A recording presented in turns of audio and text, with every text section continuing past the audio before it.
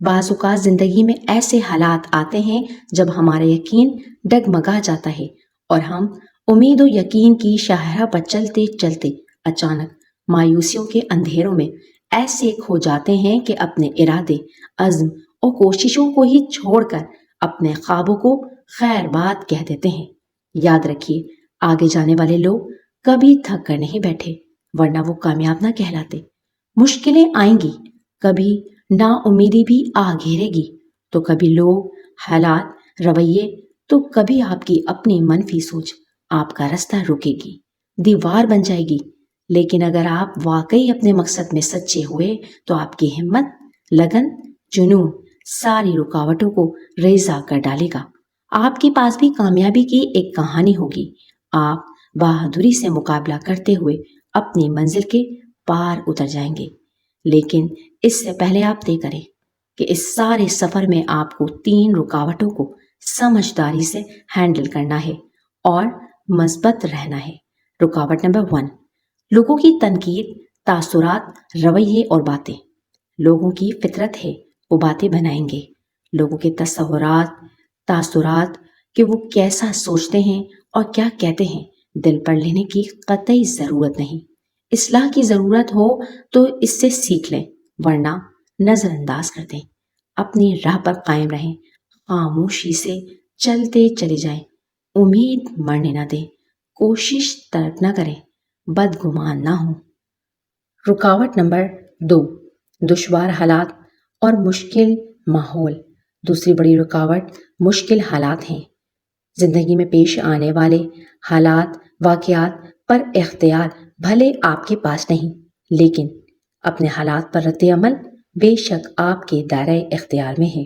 ہمیں مان لینا چاہیے کہ غم، خوشی، دکھ سکھ، تکلیفیں، راحتیں یہ سب زندگی کا حصہ ہیں۔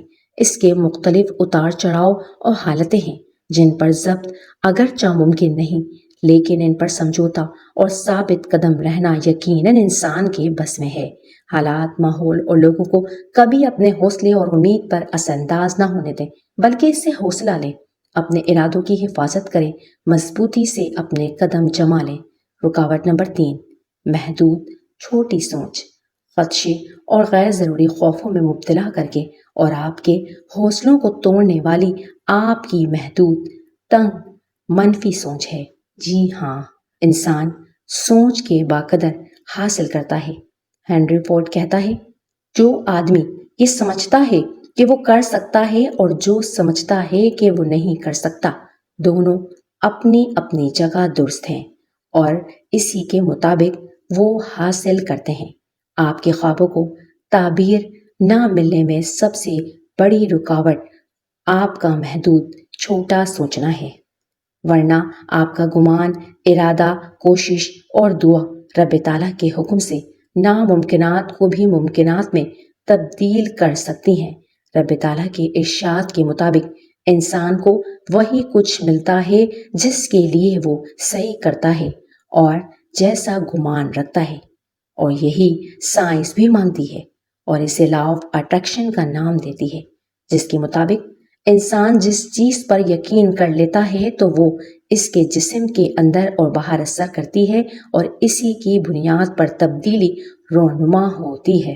لہٰذا اپنی ہمت اور حوصلوں کو لوگوں کے تصورات، تنقید، رویے اور راہ میں حائل دشوار حالات کے زیر اثر گھائل نہ ہونے دیں۔ اسے امید و یقین کے غذا دیں۔ اپنی سوچ کے دائرے کو لامحدود کریں، بڑا سوچیں اور مثبت سوچیں۔ تحریر فرزانہ خورشید۔